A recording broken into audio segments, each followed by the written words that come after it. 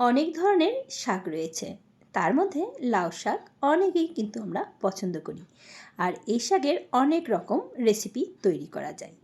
আজকে আমি তৈরি করব লাউ শাক দিয়ে মসুর ডাল।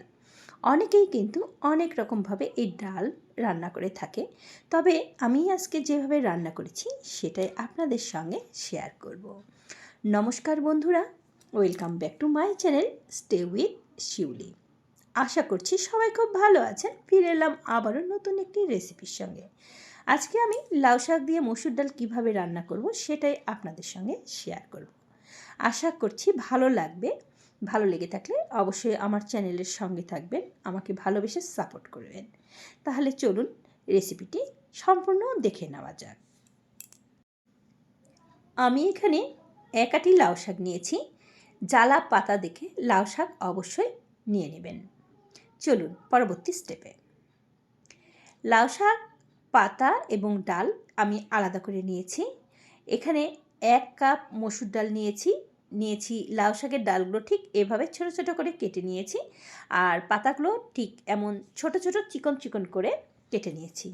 মসুর ডাল ধুয়ে পরিষ্কার করে নিয়েছি, আর পর্যাপ্ত জল দিয়ে মসুর ডালটা আমি সিদ্ধ করে নিচ্ছি। 1 চিমটি হলুদ দিয়েছি, দেখতে পেয়েছেন, এবং ফুটে ওঠার পরে এই যে সাদা সাদা ফেনাগুলো দেখছেন, এটা কিন্তু ডালের ময়লা। এগুলো আমি তুলে নিচ্ছি আস্তে আস্তে।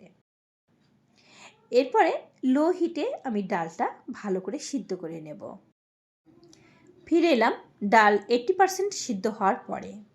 এবারে কেটে রাখা শাকের ডাঁটাগুলো আমি এর ভিতরে দিয়ে দিচ্ছি। ডাঁটাগুলো দিয়ে কিছুক্ষণ ফুটিয়ে নেব। আর তারপরে দেখুন ডাঁটাগুলো যখন অর্ধেক সিদ্ধ হয়ে যাবে, তখন আমি এর ভেতরে দিয়ে দেব আগে থেকে ধুয়ে পরিষ্কার করে রাখা লাউ শাকের পাতাগুলো। আগেই বলেছি জ্বালা পাতা নেওয়ার চেষ্টা করবেন, বুড়া পাতা নেবেন না। এরপর একটু সমান করে দিয়ে এর মধ্যে দিয়ে দিচ্ছি 3-4টা কাঁচা মরিচ, আর দিয়ে দিলাম একটু হলুদ গুঁড়ো। আপনি ঘন বা পাতলা যেমন ডাল খেতে চান সেই বুঝেই জলের পরিমাণটা দিয়ে দিবেন। 5 মিনিট পরে ফিরে আসছি। এবারে শাক এবং ডাল দুটোই কিন্তু সিদ্ধ হয়ে গেছে। চলে যাচ্ছি পরবর্তী স্টেপে। এবার কড়াইয়ে তেল দিয়েছি পরিমাণ মতন, আর কেটে রাখা বেগুন দিয়ে দিচ্ছি। বেগুনগুলো আমি লম্বা লম্বা করে কেটেছি, আর লবণ হলুদ দিয়ে বেগুনটা এখন ভেজে তুলে নেব। এবারে ওই তেলের ভিতরে দিয়ে দিচ্ছি 2টা শুকনা মরিচ, একটা তেজপাতা, আর খুব সামান্য জিরা ফোড়ন। এই জিরা ফোড়ন দেওয়ার পরে সুন্দর একটা স্মেল আসা পর্যন্ত অবশ্যই অপেক্ষা করতে হবে। সুন্দর একটা স্মেল চলে এলে এর ভিতরে দিয়েছি রসুন কুচি। রসুন কুচিটা একটু ব্রাউন করে ভেজে নেব, আর তারপরে এর ভিতরে আমি দিয়ে দেব পেঁয়াজ কুচি।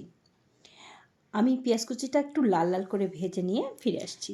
এরপরে এর ভিতরে দিয়ে দিচ্ছি হলুদ গুঁড়া, দিয়ে দিলাম লবণ টেস্ট অনুযায়ী, দিয়ে দিচ্ছি জিরা গুঁড়া, দিয়ে দিচ্ছি ধনিয়া গুঁড়া, টেস্ট অনুযায়ী দিয়ে দিলাম ঝালের গুঁড়া। এবার একটু ভেজে নিয়ে এর ভেতরে জল দিয়ে মশলাটা কষিয়ে নেব। মশলার তেল যখন উপরে উঠে আসবে, তখনই সিদ্ধ করা লাউ শাকের ভেতরে আমি এই সম্বারাটা দিয়ে দেব। এরপরে আমি হাতা দিয়ে ডালটাকে সমান করে দেব, আর কড়াইয়ে যে তেল মশলাটা লেগেছে এর ভিতরে অল্প জল দিয়ে আমি এখন সেই জলটা ডালের ভিতরে দিয়ে দিচ্ছি, কারণ ডালটা আরও একটু ফুটিয়ে নিতে হবে। তবে বেশি ফুটাবেন না, বেশি ফুটালে লাউ শাক তিতা হয়ে যায়। এর ভেতরে আমি দিয়ে দিচ্ছি আগে থেকে ভেজে রাখা বেগুনগুলো। এরপরে 2 মিনিটের মতন আমি আরও একটু ফুটিয়ে নিচ্ছি। তবে আপনারা এই পর্যায়ে লবণটা অবশ্যই টেস্ট করে নেবেন, লবণ লাগলে এখানে দিয়ে দিতে পারেন। যখন ডাল সমান হয়ে এসেছে, ঘনটা কতটুকু আপনারা রাখবেন সেই পরিমাণে এসে এখানে আপনারা দিয়ে দিবেন ধনিয়া পাতা। ধনিয়া পাতা দিয়ে দিলে এর টেস্টটা একটু বেড়ে যায়, আর ধনিয়া পাতা ছাড়াও কিন্তু খেতে এটা মন্দ লাগে না। তো আমি এখন এর ভেতরে দিয়ে দিচ্ছি ধনিয়া পাতা কুচি। ধনিয়া পাতা কুচি দিয়ে আর 1 মিনিটের মতন ফুটিয়ে এটা এখন গ্যাসের হিটটা বন্ধ করে দিয়ে কিছুক্ষণ ঢাকনা চাপা দিয়ে রেখে দেব, আর তারপরে পরিবেশনের জন্য তুলে নেব। এবার পরিবেশন করুন গরম গরম ভাত অথবা রুটির সঙ্গে। আমার আজকের রেসিপি কেমন লেগেছে অবশ্যই একটি কমেন্ট করে জানাবেন, আর ভিডিওটি ভালো লেগে থাকলে লাইক করে চ্যানেলটি সাবস্ক্রাইব করা অনুরোধ রইল। পুরাতন বন্ধুরা যারা প্রথম থেকে সাপোর্ট করছো তাদেরকে অসংখ্য অসংখ্য ধন্যবাদ, এভাবে ভালোবাসা দিয়ে আমাকে এগিয়ে নিয়ে আসার জন্য। আবারও দেখা হবে নতুন ভিডিওর সঙ্গে। সেই পর্যন্ত সকলে ভালো থাকবেন, সুস্থ থাকবেন। সম্পূর্ণ ভিডিও দেখার জন্য ধন্যবাদ।